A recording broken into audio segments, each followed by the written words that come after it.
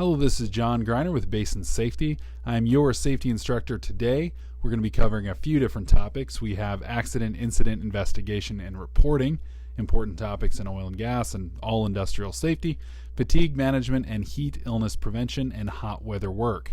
So a few different important topics, especially the hot weather work for this time of the year. I'm currently down south right now getting ready for a wedding that's going to be outside, and it is going to be a hot one. So I'm not looking forward to that. So this applies to me just as much as it does to you.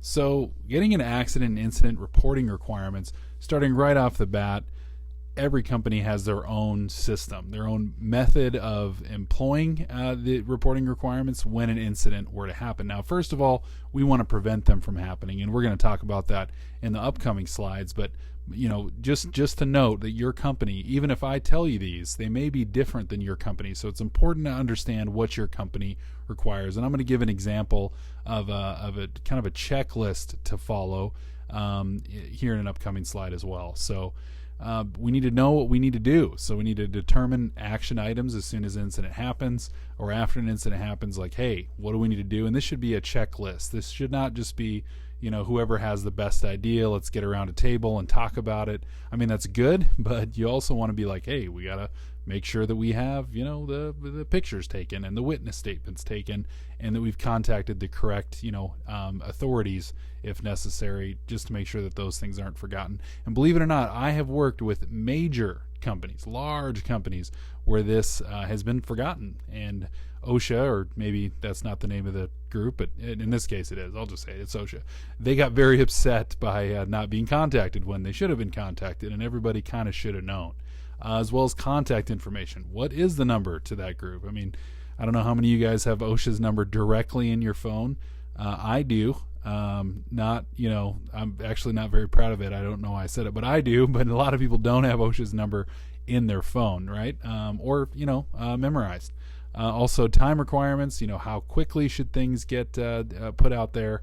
Is it 8 hours, 24 hours? We're going to cover that as well. And then comprehension requirements. So like, what data do we need to pull in, and what data do we need to understand and move forward? And so OSHA does have a requirement of 24 hours for a hospitalization, 8 hours of a fatality, and best practices in the investigation side. This again is going to be company specific, but honestly assess the 5 W's, or the 5 Y's as they call them, which is who, what, where, when, and why. And then also how sometimes is important. So there could be 6, but hey, there's an H, so we don't want to, put that. It just wouldn't be 5 Y's and an H. It's not very interesting. And then also who, what, where, when, why, is a process. So we start with the who, and then we kind of go from there.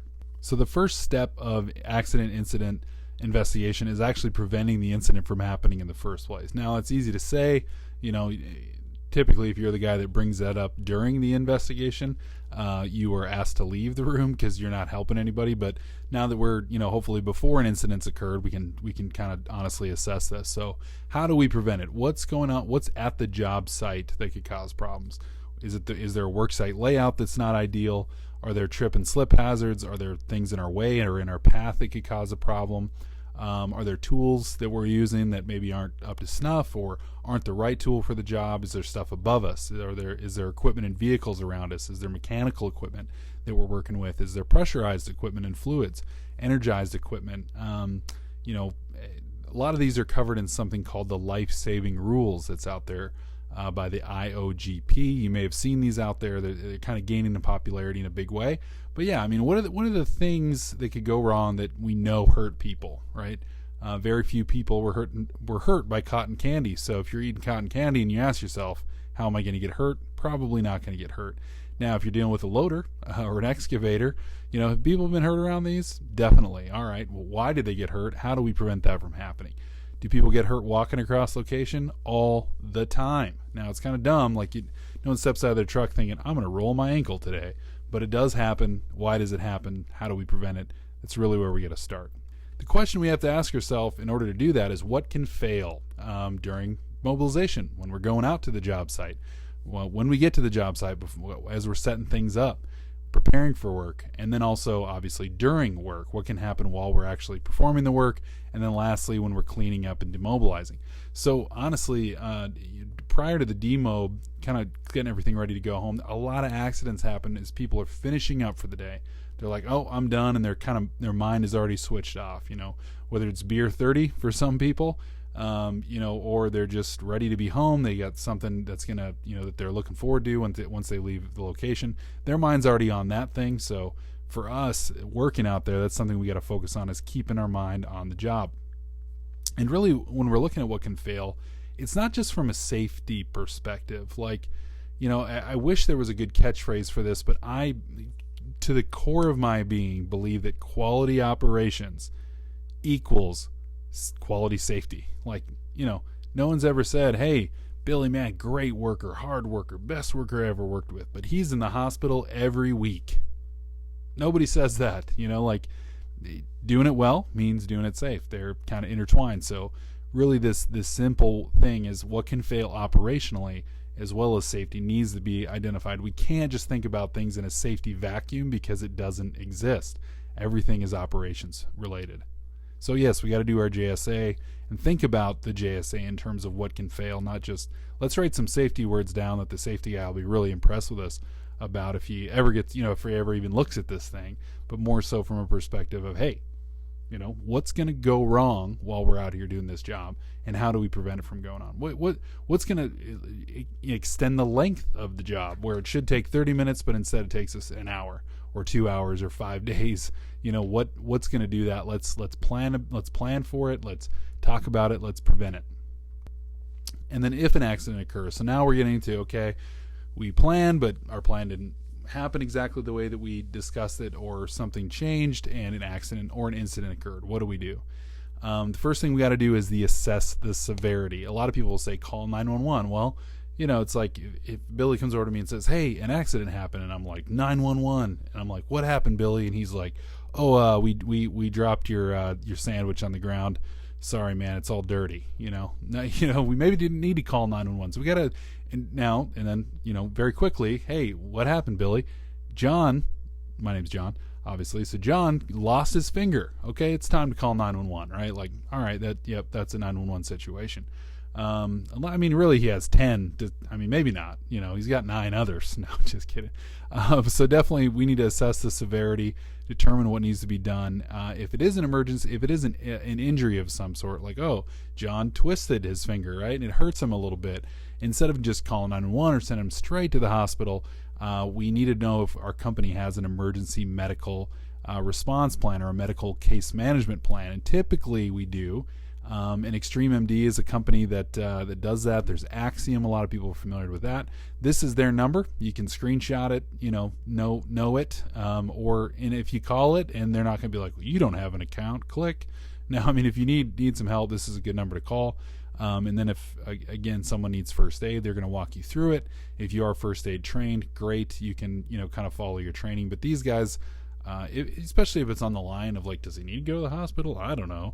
I've been in a situation where there was a supervisor in charge and somebody had actually passed away, and they were wondering about whether or not they should call 911 because they didn't know if he was unconscious or if he'd actually passed away.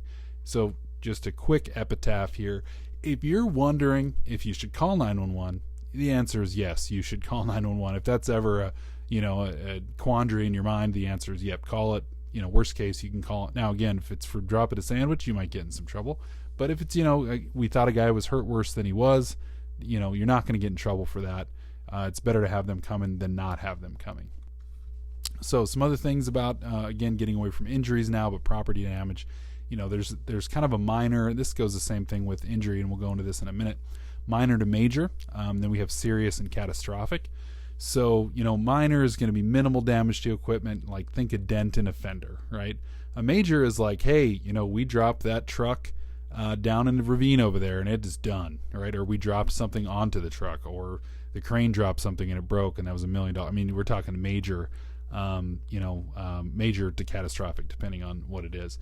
Serious, we have a fire, explosion, or, something that's going to cause injury if we don't fix it. And catastrophic would obviously be an event that actually there is a number, believe it or not, and typically it's right there around that $500,000 mark.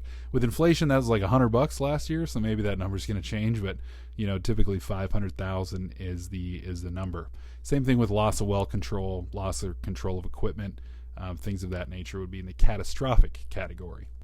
So injuries, we have first aid, minor, non-recordable, serious, potentially recordable, and major, which is definitely going to be recordable. First aid is just like what it sounds like. You have a first aid kit, it can solve the problem that exists, right? Minor, non-recordable, that can be something like, man, I tweaked my back, I can't really work right now. Maybe it's a previous injury, maybe it's, just takes some ice and he's good to go. Maybe he needs a night, of rest, that may be in the non-recordable. Serious, it's a little bit difficult to create scenarios because injuries are so vastly different and why they have the injury. If it's a seizure from a previous thing, could be a lot of stuff going. They forgot to take their meds. I mean, there could be a lot of reasons that somebody gets sick or hurt at work. So stitches, broken teeth, broken bones, work restrictions apply. Those would all be recordable incidents.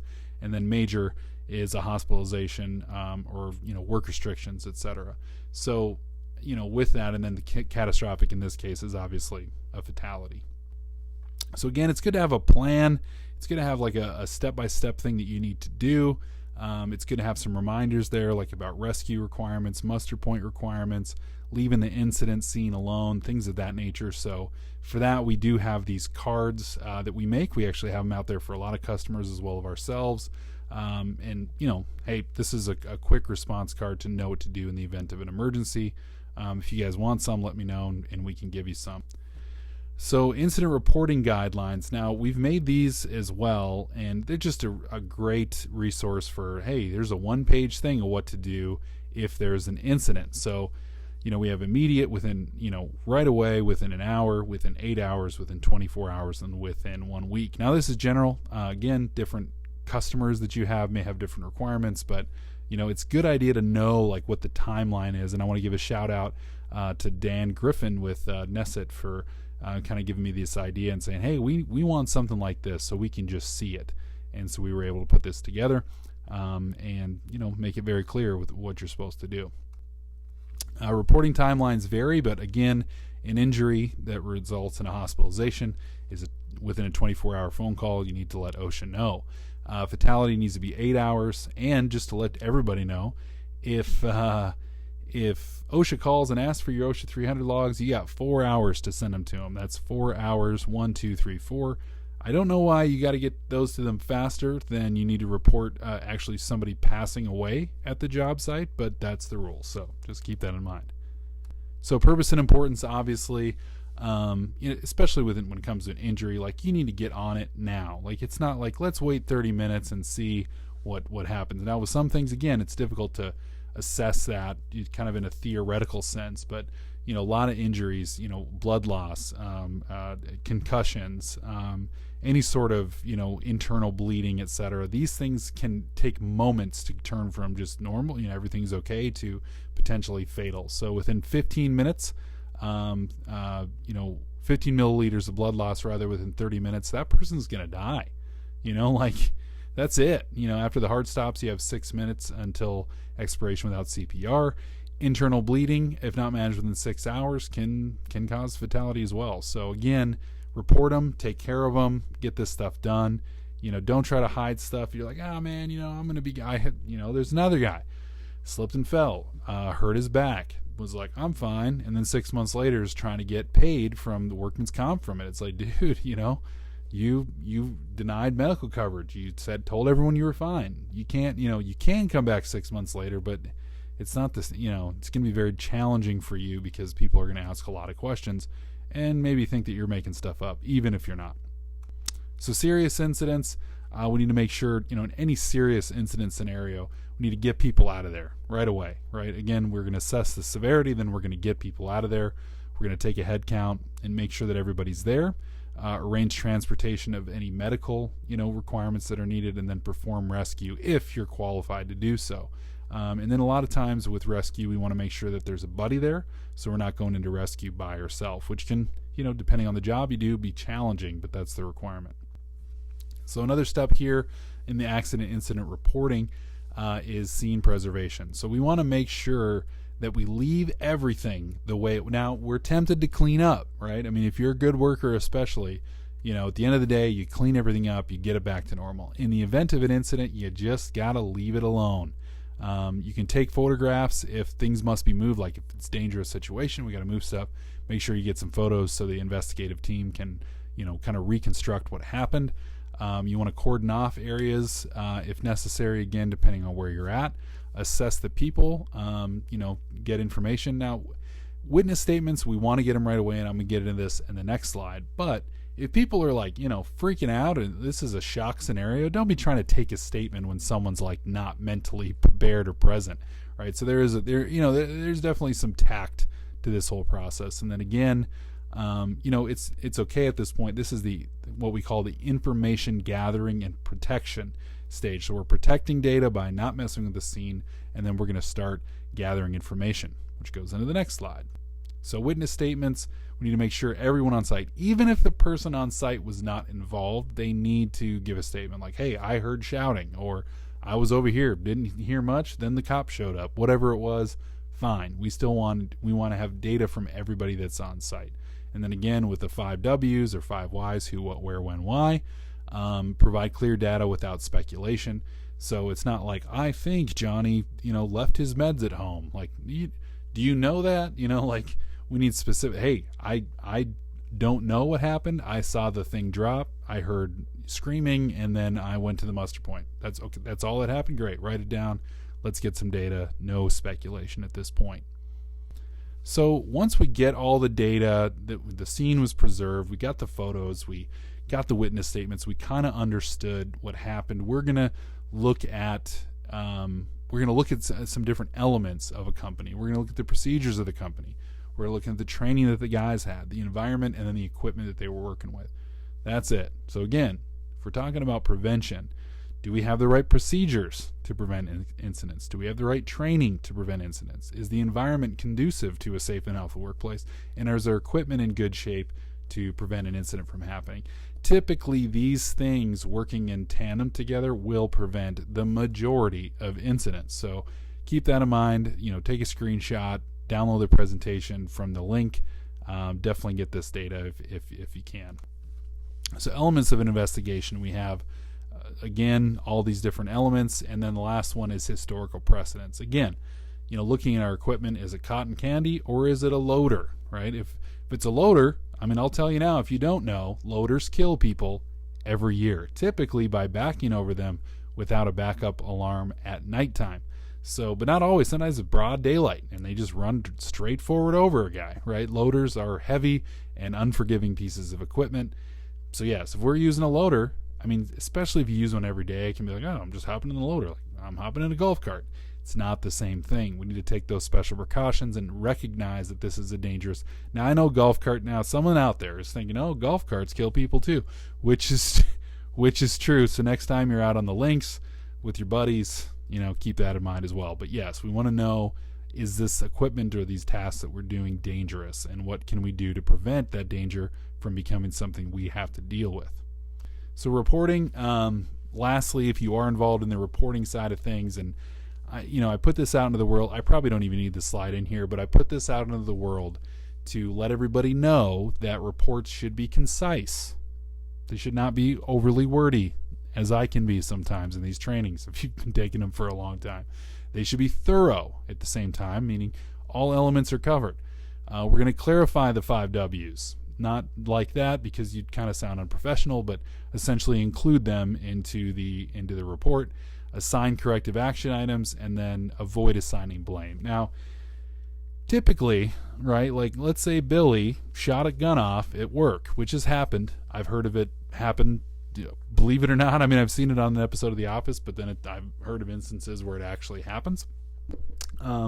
Hard not to assign blame there. Where Billy, and if your name's Billy, I'm sorry, I actually got in trouble a couple weeks ago using this name in a training, but Billy, he got offended. But Billy brought a gun to work and shot it at the job site. Okay, well, yep, that's on Billy, right? We're assigning some blame.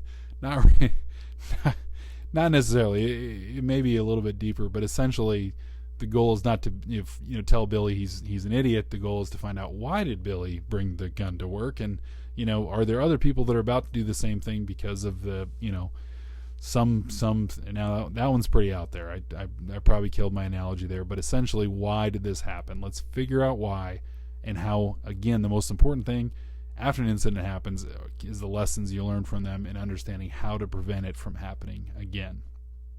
And that's all we have for incident and accident reporting and investigation for today. Thank you. Now we're going to get into fatigue management. We want people to be at their best, and the way to do that is to make sure that they get some rest. So the reason we're going through this is purpose. The purpose is very clear: to make sure that people aren't fatigued at work, because fatigue can cause significant impacts to health and safety. So we want to this training. A lot of you are required to take it. It is not the most black and white training when it comes to clear line, because what's fatigue for one person and fatigue for someone else may not be the same thing. But the reason they designed this is actually because of the previous topic that we covered, accident and incident investigation and reporting, is that when they look into incidents and why they happened, oftentimes, well, and more recently less so, but fatigue's overlooked, right? Why did the guy do the thing?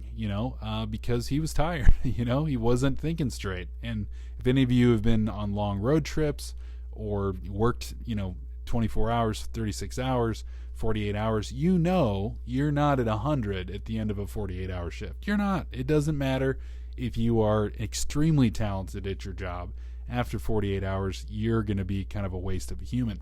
And so we want to understand that, the impact that it has, and make sure, again, that we prevent fatigue from becoming an issue and potentially an action item or a root cause of a serious incident that's occurred. So what is fatigue? There's this great definition. I love this about safety. There's actually a Polish dictionary, and you may appreciate this if you're Polish.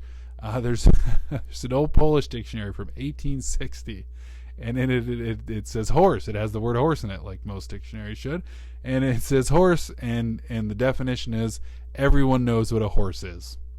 And you're like, all right, yep, okay, that's a great definition. And with some of these safety words, what is fatigue? It's like, dude, okay, we know what fatigue is. So I get that, but it is the feeling of tiredness or exhaustion. It can be physical or it can be mental. It's a message, candidly, to the body to rest, or from the body rather to rest. Like, hey, it's time to just take a break. And then it can be aggravated by a few different things. Lack of sleep or accumulated sleep debt are typically the main culprits. Medication can do it. Diet can do it. Stress can do it. A lot of different things can contribute to fatigue.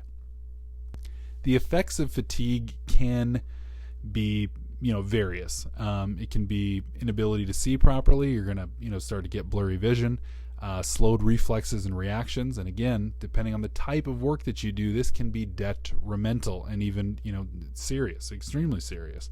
It can cause you to microsleep, and you can have automatic behavior, basically going autopilot for routine tasks, which can be dangerous, especially in like the manufacturing world, where you're doing the same thing over and over, and eventually you're replaced by robots from Elon Musk. No, you're doing the same thing over and over, and you're around heavy machinery that can harm you if you get too close to it. So, for example, that's a serious problem in a lot of industries. Some more effects here: inability to make wise decisions or plans. Not like bad decisions, but like you're like, I can't. And this is actually something that the business world, if you're into business, radio or books or anything like that, you've probably heard a lot of it. It's called decision fatigue, where if you're in a supervisory or a leadership role and you're making decision after decision after decision all day, a lot of guys like that, they go home and they don't want to say where they're going to eat. They don't want to, decide what they're going to do with the kids. Like, they're just done making decisions. This is a thing, and fatigue can contribute to it, and it can be a contributing factor to fatigue. Also, inability to solve problems or maintain concentration, decrease in alertness, awareness, and watchfulness, and inability to remember recent actions or observations, which again, for a lot of reasons, can cause problems in the workplace. Like, especially if remembering, where you're at in the process, what steps you're on, etc., can detrimentally affect the work or the performance of the job. These are important things to kind of keep in mind. So obviously, along with all those, so again, the definition of fatigue, everyone knows what fatigue is, fine, but there's a lot more to it than there's just the basic, what you see on the surface. So increased frequency of mistakes, inability to respond efficiently and effectively to rapid change, inability to communicate effectively, decreased ability to handle stress appropriately, and dramatic mood swings. Now, I don't know if a lot of you guys are sports guys, whether NASCAR, baseball, football, horse racing, whatever you're into. Take your star athlete, LeBron James, Michael Jordan, and obviously Michael Jordan's the better one, but take Michael Jordan, 24 hours without sleep, 36 hours without sleep, 48 hours without sleep, or a lot of interrupted sleep, or a lot of traveling, a lot of et cetera, et cetera, et cetera, and then put him out on the court and see how he does. Put him on a horse, put him behind a golf club and see how he does. They're going to perform poorly. You're not acute. Your mind is trying to shut down, and you're preventing it from shutting down, and that will just, kind of make your performance worse and worse. So, some behaviors that are a result of fatigue: more often sick or absent, resign from positions more frequently, have a higher turnover, and cause or involved in more accidents. Again, fatigue has been recognized more and more. It was often overlooked, but in recent years been recognized more and more as a true root cause of serious incidents and accidents. So workplace behaviors. We want to make sure that we're working slower and need to this will be how they perform. They'll work slower and need to double check work more often. They'll rely heavily on coworkers and then avoid complex and difficult tasks. Now, I've worked with a lot of people where I'm thinking right now, man, maybe they were just fatigued. I just thought they were lazy, but maybe they were just fatigued. Now, I say that a little bit tongue-in-cheek because, going up to somebody that you work with and being like, hey, man, I'm a victim of fatigue. I need to rest, and I'm going to go take a nap in the truck while you guys all finish this job. That's probably not going to go over super swell. But what if it's the truth, right? What if a person really is slow reaction time, not making good decisions, seeing blurry vision? I mean, that may be the reality, but nobody, typically, I don't know of anyone who's done it that blatantly, but no one typically is going to just come out and say that and then go take a nap in the truck. So it's a little bit, again, this is a little bit hard one to slice because the difference between the two, I think everybody's kind of generally looking for everyone to be lazy. We've all worked with people that don't pull their own weight and kind of look harder for reasons not to work than actually just doing the work. So it can be difficult to really line out exactly why somebody isn't doing their job. And typically fatigue isn't the first thing that we think, but it can have an effect, and that's scientific fact. So there are some individual health and stress levels that we can look to for understanding why people are fatigued at work, as well as the workplace safety culture, scheduling that exists, project type and length, and then workplace conditions. All these things kind of factor into fatigue in the workplace. So shift, if we've got guys at 18-hour shifts consistently, I mean, one day is fine, one day a month is fine, maybe even one day a week. But when you got guys working like 18 hours a day for 7 days straight, 6 hours off, including sleep and laundry and grocery shopping and any sort of, binge watching they got to do, it's not healthy. Also, fixed schedule. This is something obviously a lot of companies have moved to where guys have, 12 hours on, 12 hours off. Same thing with shift rotation, having days off. Some companies have like 8 days on, 6 days off, which to me is the dream. Like if I could ever get that, that'd be fantastic. I haven't been able to find it in my day, but a lot of people do get to experience that. And then also, just adjustment to shift change. There must be some science out there that I've never seen, but these companies that have like 3 days on days and then 2 days on nights and then 4 days off and then 2 days on nights and 4 days. I've never been able to understand that, but even adjusting to that can create or cause fatigue to happen. Also, when it comes to being a supervisor, it can be challenging because having the right amount of people for the job, as I mentioned, isn't always ideal. And then also appealing to needs, preferences. This is great, but what if you appeal to two guys' needs and preference, and then the third guy gets all the overload, right? So he's working long hours, long days, all the weekends, and then these other two guys, they're getting time off to do what they need to do. It can be a challenging thing to manage. Also providing for people sufficient breaks and recovery time, right? Like, what we do at Base and Safety, if you've worked a long week or some long shifts or nights or something, we typically give you a reset day to be able to, get back on track, so you're not going right back into a full-time schedule after having, very little sleep for a while, because we want guys to be safe on the road. We want them to be attentive when they're out there and work. What I tell people is I'd rather have a sharp 50 than a sloppy 60, right? So making sure guys are actually, fully attentive to what they're doing. The other thing we have to take into account in North Dakota, and, operators aren't always great at this, is travel time, right? If we got to go 2 hours out of the way to a site, and then 2 hours back home, but we're not counting that part of the day. So we're like, oh, it's only a 14-hour workday. Yeah, but with 4 hours of travel, it's 18 hours. That can also have an impact on people's fatigue. And then time zone changes, bringing guys from Montana to North Dakota, which is typically a little bit harder than North Dakota to Montana, just because, you're waking up an hour earlier to get where you need to get to, plus the travel time. So all those things factor in. So we, as supervisors and as leaders and as schedulers, we need to really make sure that we're taking those things into account if we want to have productive, effective, and sharp workers out there in the field. So project type and length is another one. Making sure guys have enough time off at least every week, if you're not thinking about it on a daily basis, to take care of things that they need to do. And it depends on the type of work too, right? Like if their job is sitting in the truck waiting for something to happen, maybe not so bad.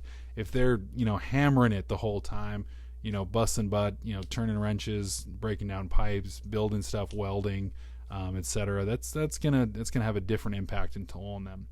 Workplace conditions, and the weather can be a part of this, as well as just site configuration, efficiency and planning, right? Like if you have to walk back to the truck every 10 minutes to get tools and bring them back, and it's just this nonstop back and forth, that can create unnecessary inefficiencies that kind of contribute to fatigue. So making sure that we have a good plan.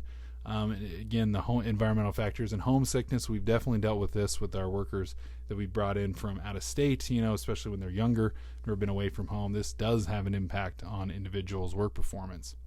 Workplace conditions, ergonomics, we can work with ergonomic chairs. For me, I need the heated seats in the wintertime to be comfortable in the field. I'm just joking, but it is nice to have. And then caffeine and energy drinks. I'm a coffee guy, I'm not going to lie, but I do recognize that there's kind of some diminishing returns at some point, especially if you're using caffeine to overwhelm the senses and trick your body into thinking it has more energy than it does. Same thing goes for energy drinks, right? You need to make sure that coffee is a nice to have and not a need to have in order to stay productive, because typically you're not as productive as you think you are. And also, having workplace environments and scheduling that promote alertness. Again, designing of the workplace, designing of the job, designing of the plan to make sure that we're efficient, and then obviously avoiding or limiting the undesirable environmental conditions that we see out there. Health and stress, medications are a big one. I mentioned this before. There's certain medications, they just sap your will to live, and they can affect your ability to stay alert.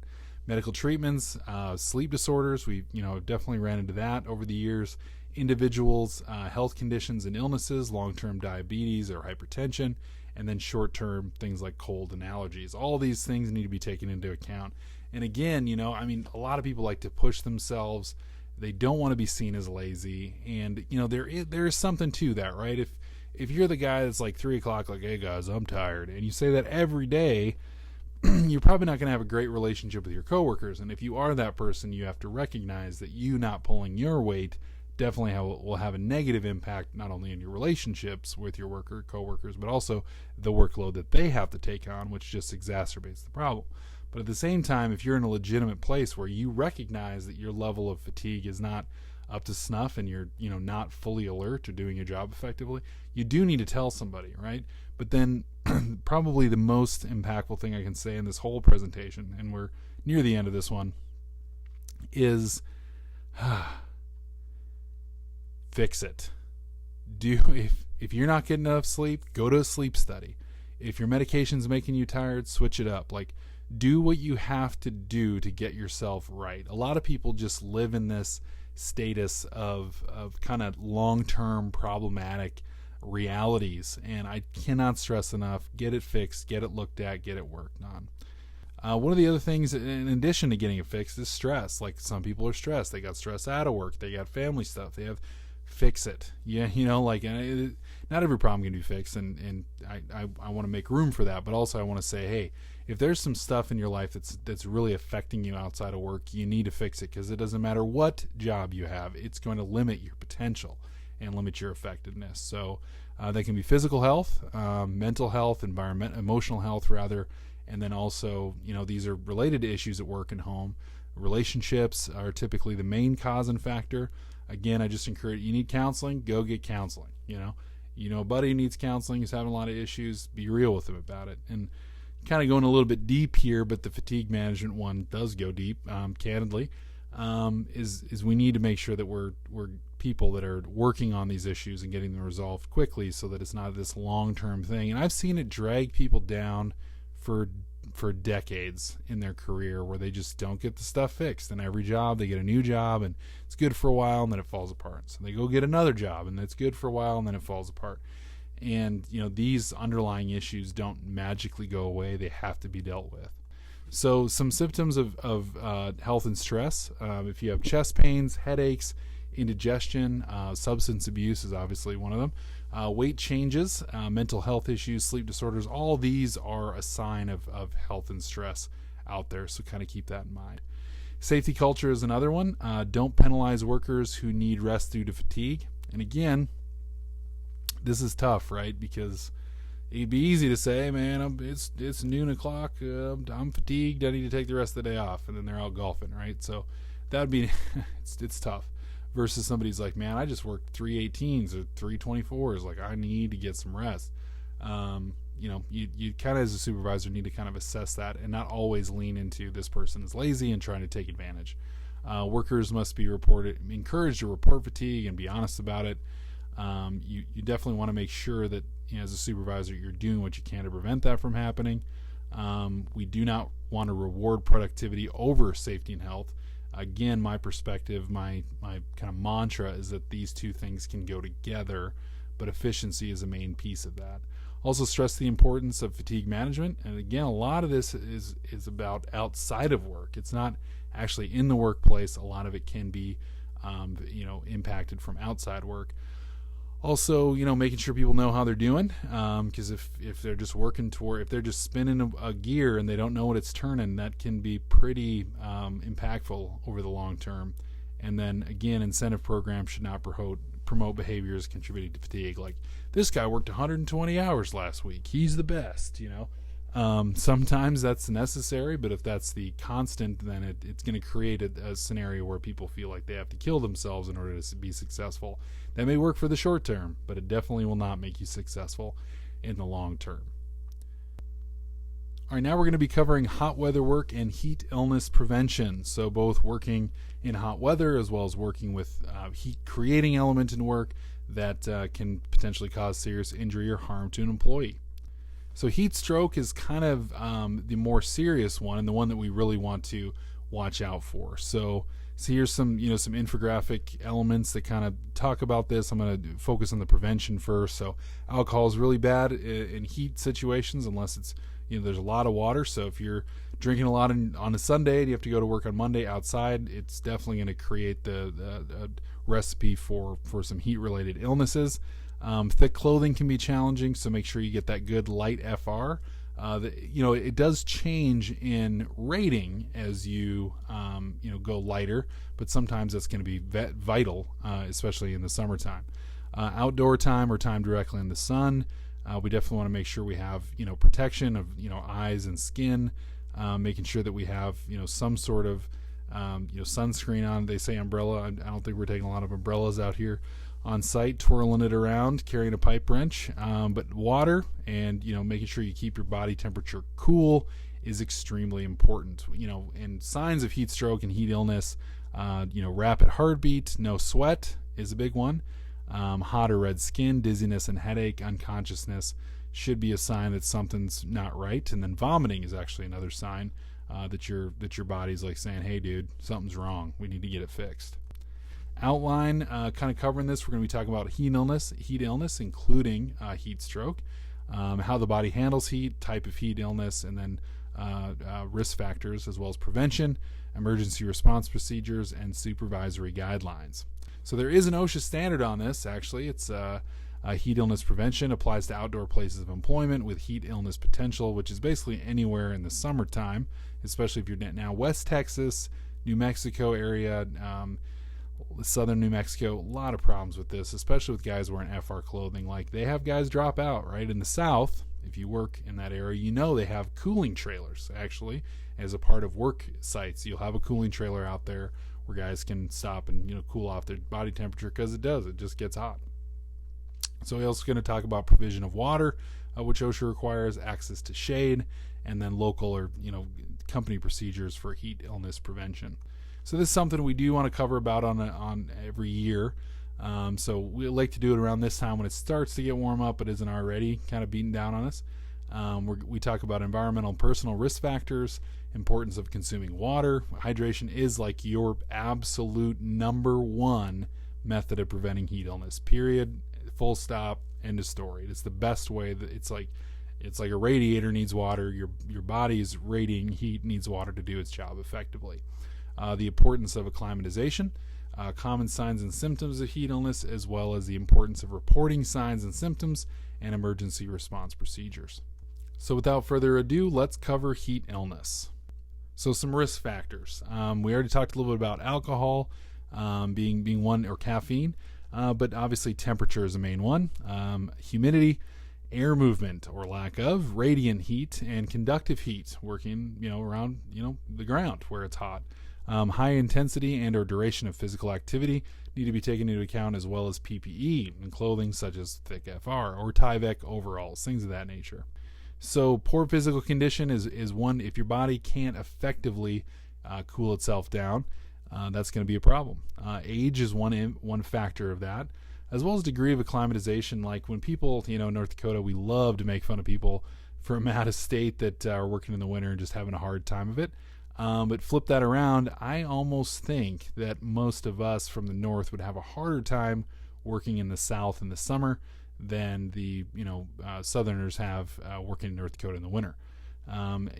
Candidly, maybe it's equal. It just, if you're not used to a certain weather, it is terrible, especially if you're working hard in that different weather to be able to acclimatize to it.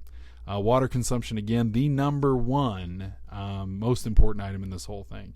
Some medications prevent the body from cooling down, so kind of keep that in mind. Alcohol, drugs, and caffeine. And then also, if you have an issue, you definitely want to take that into consideration before taking a job where you have to work outdoors a lot of the time. So the body wants to maintain that 98 or so degrees all the time. But as that temperature rises, there's this tipping point where the body can no longer cool itself. Just on the opposite, with hypothermia, it's the same, where it gets past a certain temperature on the low side where it cannot heat itself back up. And the way that it obviously cools itself down is it releases sweat onto the surface and increases blood flow to skin surface, which is where the heat is in. It's in the water, right? It's in the blood. And so it pushes that to the surface as well as the sweat, and that cools you down because it's towards the outside of the body instead of inside the body. So excessive loss of water, salt through sweat, will prevent the body's ability to cool itself down. As I mentioned before, headaches, dizziness, weakness, and moist skin, muscle cramps, mood changes, irritability or confusion, upset stomach or vomiting, all in unconsciousness, are all signs that there's something not working right with the body, and you need to take some quick action before heat exhaustion becomes something more serious, known as heat stroke. So this is the total breakdown of the body's cooling system. Sweating completely stops. The skin is hot, red, and dry. You're going to have some mental confusion. Consciousness is going to fade in and out. You're going to see some, blurry vision, etc. Fainting, seizures, or convulsions. In any of these cases, it's a fast 911 call. There is nothing you can do for that person at this point besides getting them to medical care. that's going to have an effective long-term effect. Like putting them in AC ain't going to cut it. Once this point has been reached, it's like fluids and IVs and like serious intervention to truly care for that person. So in the emergency response situation, again, that's 911. While waiting for help, we are going to move them to a cool area. We're not just going to be like, well, not a lot we can do for them. We'll just leave them out here in the baking sun. No, we still want to get them to a cool area. We want to give them a small amount of water, because overdoing it, now its body's going to be focused on processing that water, not cooling itself down. That's not great. We want to loosen and remove clothing. So yeah, maybe get the person naked. Again, probably not. HR is probably not going to be in love with you, but you may have saved a life. Fan and mist the person with water. And what we don't want to do is freeze the person, right? We don't want to throw them in an ice bath, but you do want to give them a cool towel to their head. Again, what you're doing is essentially you're taking work away from the body from having to do it for itself. So, or ice wrapped in a towel to head and ice packed to armpits. Those are the areas where the body wants to radiate heat the fastest, and if it's cool on the skin, it's going to allow that to do its job a little bit faster. So we don't want to leave them alone without going to the hospital. If they're like, man, I just had heat stroke, can I go home? Nope, you got to go to the hospital first. So again, just like anything, accident or incident related to health or physical safety or anything, we want to prevent it first. And as I mentioned before, access to water and hydration is the number one. You'll see these urination, dehydration charts around, sometimes like too much, right? Like you go into a bathroom, it's like everywhere you turn, it's like above the urinal and by the sink and, underneath the paper towel rack and just everywhere. But it's good to be reminded that yes, we do need to make sure that we're hydrated, and the color of the urine is a sign of that. So we want to make sure we're in that clear color range and not in the dark brown color range. So if you're seeing that consistently, you're definitely showing signs of dehydration. And so we definitely want to make sure that when it's hotter outside, we're talking about 4 cups or 32 ounces per hour. Now we're talking a gallon or more of water that day while you're out there working, and that's a lot. But candidly, that's my goal in the summertime. Like I have a gallon jug of water, and my goal is to finish that thing that day. It takes a little bit of getting used to and building up. It's like if you try to do it on the first day, it's going to be tough. But as you kind of build towards it, and I'm kind of like a liter at a time. I just do a liter, do 3 or 4 of those throughout the day, and you're good to go. And that's kind of the recommended volume of water in warmer temperatures. Shade is also important, right? Getting out of the sun. That's vital. It doesn't have to be, anything fancy. It can be a tent out there. Those little pop-up tents are pretty good. Like not a tent that you sleep in, but more like the event tent type thing. Just a place where you can sit and have shade. Good idea to have some fan and some mists going on if you can. I mean, maybe throw a little lavender in there. No, I'm just joking. But definitely get some shade. It doesn't have to be an oasis, but it should definitely be somewhere where people can cool off.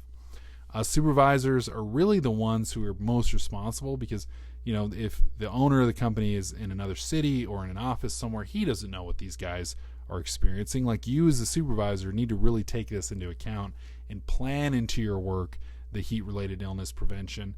If we're out here working in June, July, August, right? That's where in North Dakota, if you're down south, I mean, this can be 6 months out of the year or all year if you're far enough south. These are things that we need to take into consideration. So work planning, again, is the big thing. Like, what are the weather forecasts? What's the humidity? Humidity is another big thing. The thing about humidity is it'll almost make you feel like you're not thirsty for whatever reason, because there is water in the air, but your body's sweating just as much, if not more, when there's a lot of humidity in the air. So you need to make sure you're replenishing that.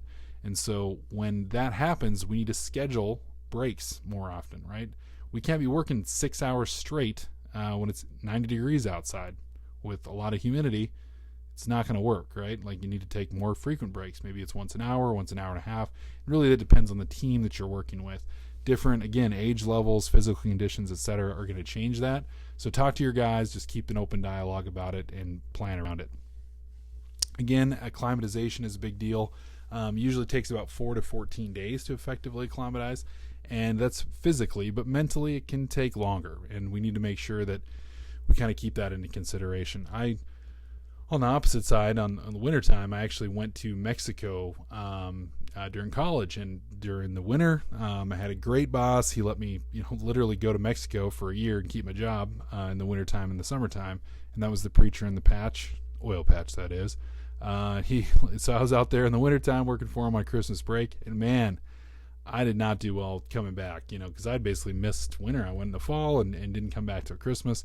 And I had a rough time. I mean, it was like the worst winter that I can remember experiencing. And it takes a little bit of time, but I went out there like normal, like, hey man, it's 40, shoot, throw on a hoodie and good to go. But my body was like, nope, not good to go. And so you need to kind of keep that in mind. Also, anything the magic number here is 85 degrees Fahrenheit. All right, magic 85. Again, this is an ambient temperature that's higher than our body temperature. And the difference between 1 to 2 degrees makes all the difference in protecting ourselves and our workers. So in those instances, we need to have shade. We need to have access to, water. Some companies are like, buy your own water. My recommendation, buy a pallet. You can get 48 bottles of water from Costco for $4. We're not talking a huge expense here, right? So make sure there's enough water and that there's shade. And then we will kind of want to take those breaks and schedule the work and remind guys to drink water. And then when we have new guys out there, especially in these sorts of conditions, especially if you're an outdoor work type company, make sure you're watching them, paying attention, see how they're doing, and check in on them. Make sure that they're staying cool. Lastly, we want to make sure that we have, written procedures, and they need to cover all these things, right? Like the training, the access for water and shade, the plan for water and shade, monitoring methods for employees, and reporting signs and symptoms of heat illness, and all this, and then document the training, which we'll do here for you, but making sure everyone's going through this and understands the requirements. And then lastly, we want to have a summary, wrapping up the supervisory requirements. Again, they need to have the heat illness prevention training, which we're going over here. Be aware of your staff's heat stress potential. And again, this is individualized to your crew. This isn't like in general, like in the 70s, man, we were working 90 days straight in 100 degrees weather, whatever. That may not be true. That may be what you remember, but the past doesn't, relate specifically to what's happening today. Know your crew. Understand the heat illness prevention procedures. In North Dakota, there's not a lot because it's not our main focus. We're a lot more heavy in the cold weather one because that's more common for us, but still need to take this into consideration. Provide access to water and shade. Plan and manage work activities according to reducing that risk, and then be able to recognize any warning signs of heat illness, and then promptly respond to symptoms of heat illness right away. If once again someone's like throwing up, passing out, that's a 911 call. Straight up, no questions asked. All right, well, that about wraps it up for this month's training. Thank you very much for being a part of Basin Safety's training team. If you have any comments or feedback, please feel free to email me, comment on the YouTube video. You can click through. I really appreciate you tuning in. And as always, stay safe, and I'll see you next time.